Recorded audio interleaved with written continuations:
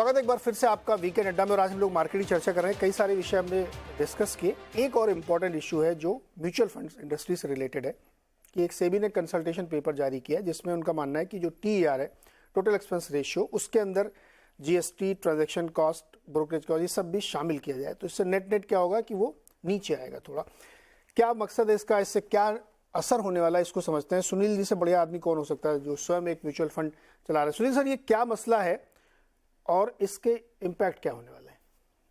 देखिए, ये मसला ऐसा है, सिंपल सी बात है कि जो टोटल एक्सपेंस रेशियो नाम दिया गया है वो गलत नाम था, क्योंकि इन्वेस्टर को टोटल एक्सपेंस रेशियो के अलावा एक फंड मैनेजर अगर स्टॉक खरीदता है, उस स्टॉक को ब्रोकर के थ्रू खरीदता है ना, तो ब्रोकरेज उसको पे करना पड़ता है, राइट? तो वो कॉस्ट आउटसाइड द TER था, नंबर 1।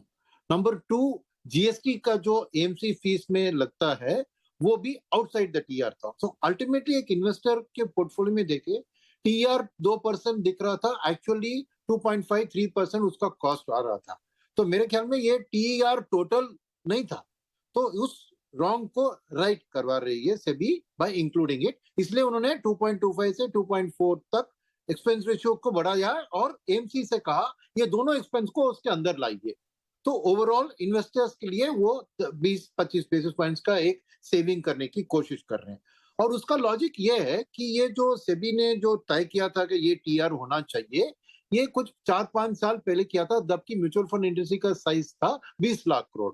आज mutual fund industry 40 lakh crore की साइज में बन गई है, तो नेचुरली इंडस्ट्री का भी कोई कॉस्ट सेविंग्स, यानी दुगना हो गया इंडस्ट्री, कॉस्ट दुगने नहीं होनी चाहिए, तो इंडस्ट्री का प्रॉफिट खाली बढ़ रहा है, तो इन्वेस्टर को भी थोड़ा फायदा होना चाहिए। ये एक दूसरी सोच थी। और तीसरी सोच इसमें जो उन्होंने किया है कि पहले था कि TER को कैस्केडिंग स्टाइल पे उन्होंने चेंज किया था 5 साल पहले, यानी कि जैसे स्कीम की साइज बढ़ती है उसकी TER कम होती जाती थी, ताकि बड़े स्कीम में एक इकोनॉमी ऑफ स्केल इन्वेस्टर को फायदा मिल हो। अब उन्होंने क्या देखा है कि शायद lots of new fund offers जो आते हैं, तो न्यू फंड ऑफर्स शुरुआत में छोटी होती है, तो जो एग्जिस्टिंग स्कीम में है, बड़े स्कीम में से, उसमें से ये छोटे स्कीम में शिफ्ट करने से इन्वेस्टर का कॉस्ट बढ़ता है। और सेबी का मानना है कि शायद ये इन्वेस्टर का इच्छा नहीं था, शायद वो एडवाइजर और डिस्ट्रीब्यूटर्स ज्यादा ट्रेड कमाने के लिए ये स्विच कर रहे थे, और डेटा कुछ उन्होंने निकाला कि इतने परसेंटेज हम देख रहे हैं कि स्विच के थ्रू न्यू फंड में आ रहे हैं। तो इसलिए उन्होंने क्या किया है कि ये स्कीम बेस्ड कैटेगराइजेशन को निकालकर AMC के लेवल पे एक कैटेगराइजेशन लाया है, यानी कह रहे हैं कि अगर AMC का साइज एक हो, पूरे अपने स्कीम्स पे एक ही रेट लगाना है, आपके छोटे स्कीम या बड़े स्कीम उसका फर्क नहीं पड़ता है।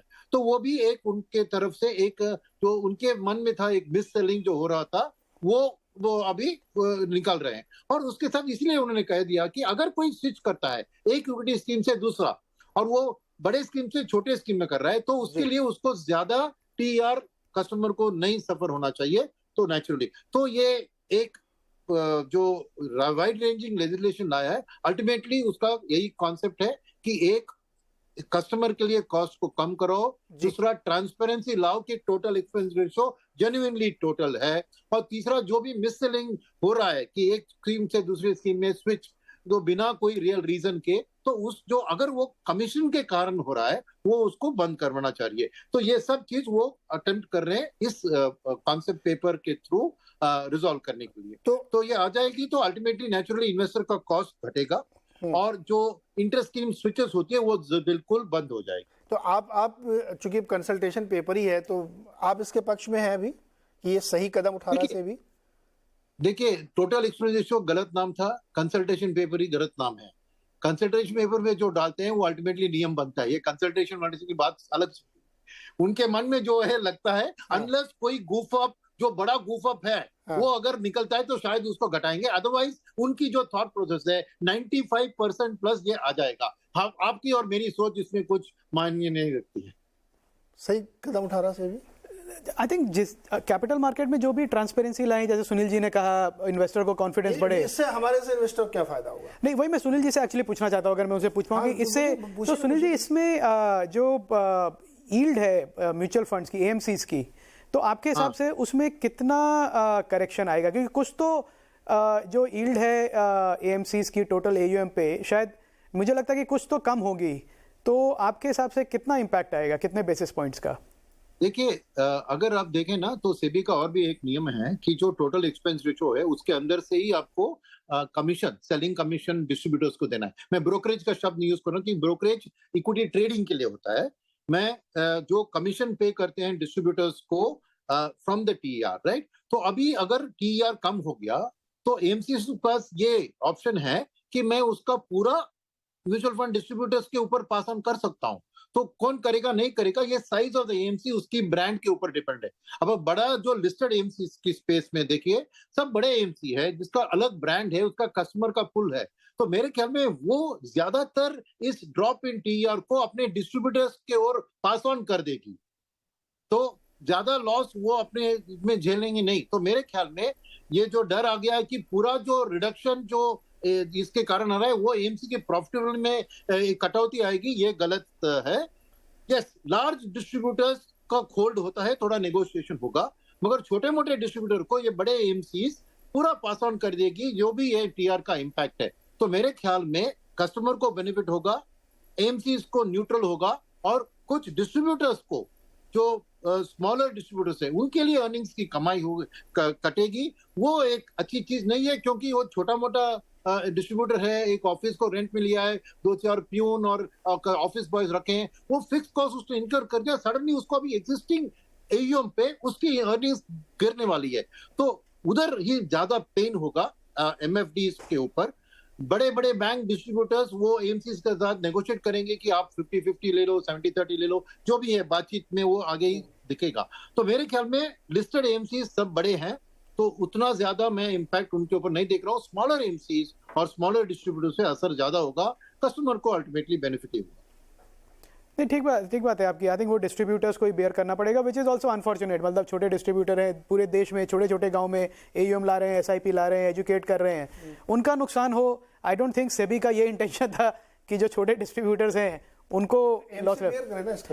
अब वो तो सुनील जी जो कह रहे हैं, मैं तो वही आपकी एमफी को बड़े पैमाने पर इन्वेस्टर एजुकेशन चलाना चाहिए जी, चलाना बिल्कुल फंड सही वो खुद है। नहीं चला सकते। वो डिस्ट्रीब्यूटर्स जो हैं छोटे एमएफडी, उनका बहुत रेलेवेंस है सर सिस्टम में। मतलब उनके बिना कोई हाउसवाइफ है जिसके पास सेविंग है, कोई नहीं, उनको कैसे पता चलेगा? मतलब वो थोड़ी ना कहीं पढ़ के आए कि म्यूचुअल फंड क्या होता है, क्या रिस्क जैसे एलआईसी पहले होता था। जी बिल्कुल वैसे होता। तो उसका जो समझाता था कि जीवन बीमा क्यों कराना चाहिए। तो मुझे लगता है कि अगर एमएफडीज का, छोटे एमएफडीज का नुकसान होगा इसमें, तो वो सेबी को फिर सोचना पड़ेगा कि क्या ये हम चाहते थे कि सबका ठीक हो गया, इन्वेस्टर खुश है, एएमसी खुश है, और वो छोटा बीच वाला जो बेचारा जो छोटा एमएफडी है। अभिषेक अग्रवाल जी, क्विक कमेंट आपका, ये क्या लगता है आपको, ठीक कदम है ये? और मतलब इन्वेस्टर को तो फायदा होना ही चाहिए। हाँ, इन्वेस्टर का फायदा होना चाहिए, बिल्कुल। इन्वेस्टर ट्रांसपेरेंसी, हमें कहता हूँ कि अगर फाइनेंशियल ना भी हो पर एक ट्रांसपेरेंसी, उसको पता तो चले कि मेरा जो टीआर है वो 2 नहीं है, वो एक्चुअली 3 है। स्टोरी पड़ी थी कहीं, किसी कोई समझा रहा था ऐसे डेटा दे करके कि जब आप 15-20 साल बाद निकालते हैं तो ये जो आप भरते रहते हैं ना 1.5-2%, जी, बहुत बड़ा अमाउंट, बहुत बड़ा अमाउंट, बिल्कुल देख के लगता है यार इतना पैसा ऐसे ही चला गया मेरा। बिल्कुल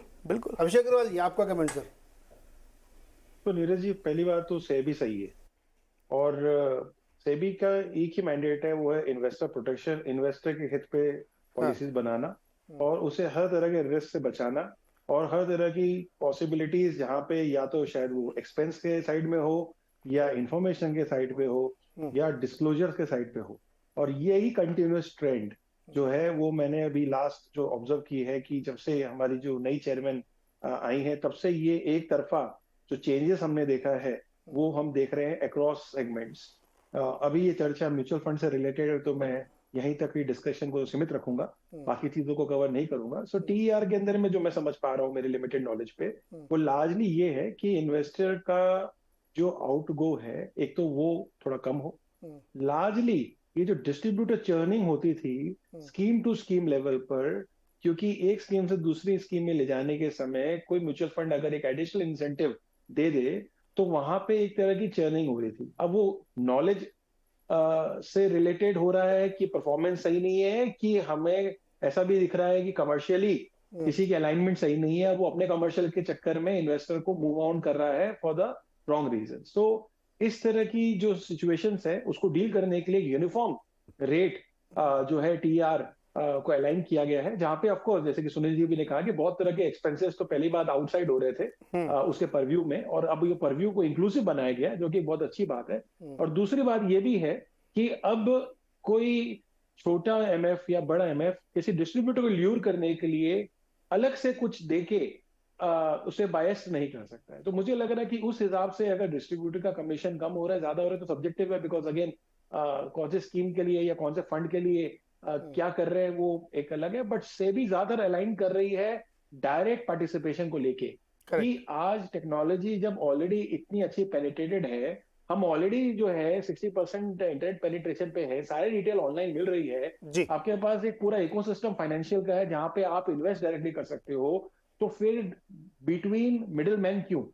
तो वहां पे पूरी तरह से कंट्रोल कैसे किया जाए इस चीज को लेके, तो वहां पे ये एक वन ऑफ द जो यूनिक तरीका होता है कि कमर्शियली आप जब चीजों को टाइप कर देते हो तो अपने आप वो जो है नीचे तक वो चला जाता है। तो हाँ, ये कुछ मुझे लग रहा है कि यहाँ पर वो है।